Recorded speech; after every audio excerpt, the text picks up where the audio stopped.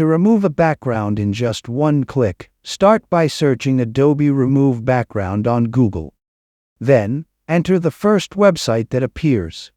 Scroll down, and you'll find an option to upload a photo. After a short loading time, it will prompt you to upload the photo for background removal.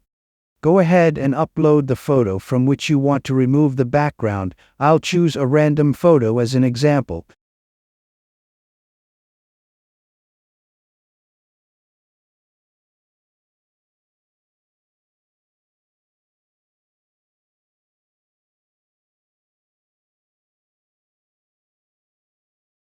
I've selected my photo and uploaded it.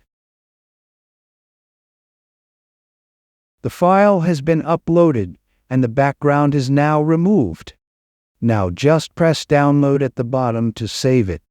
I hope you liked the video.